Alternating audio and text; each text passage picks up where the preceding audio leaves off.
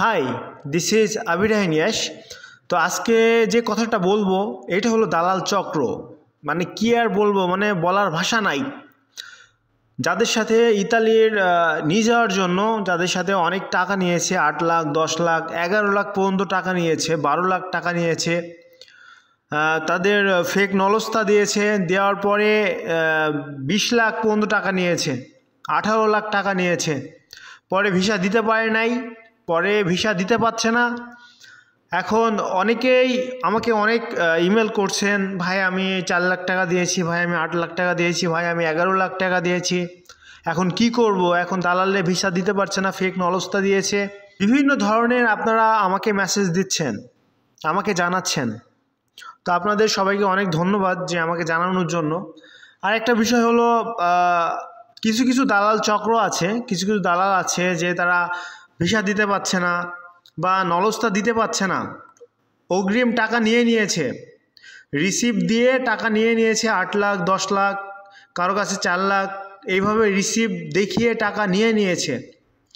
এখন যাদের ফেক নলস্তা দিয়েছে, এখন ভিসা দিতে পারছে না, এখন টাকা চাইতে যাচ্ছে, এখন বলছে যে তোমাদের আমি ট্যুরিস্ট ভিসায় ইতালিতে নিয়ে যাব। এখন স্পন্সরে নিয়ে যেতে পারবো না, এগ্রিকালচারে নিয়ে যেতে পারবো না, ডোমেস্টিকে নিয়ে যেতে পারবো না, তোমাদের আমি ট্যুরিস্ট ভিসায় ইতালিতে নিয়ে যাব।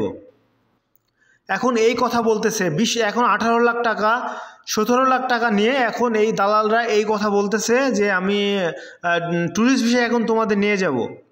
ট্যুরিস্ট ভিসায় যদি তোমরা না যাও তাহলে তোমাদের টাকা মার হয়ে যাবে।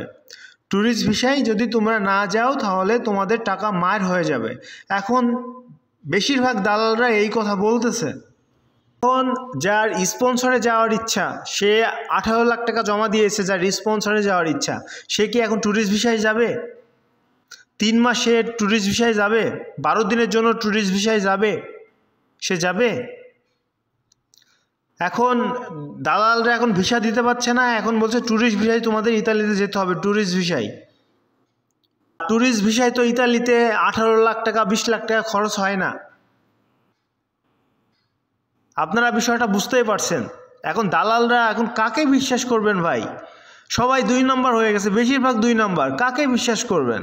এখন ভালো মানুষ তো পৃথিবীতে আছে, ভালো মানুষ কম বেশি পৃথিবীতে সব জায়গাতে আছে, কিন্তু বেশিরভাগ মানুষই চিটার বাটপার, বেশিরভাগ মানুষ চিটার বাটপার।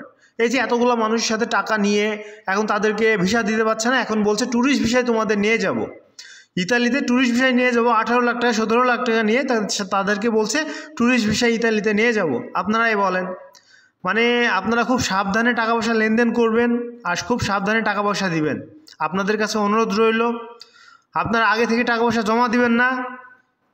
2025 সালে আবেদনের ডেট আসবে, তখন আপনারা বেশি টাকা জমা দিবেন না, সীমিত টাকা জমা দিবেন, যাতে আপনারা প্রতারিত না হন। আশা করি আপনারা বুঝতে পেরেছেন।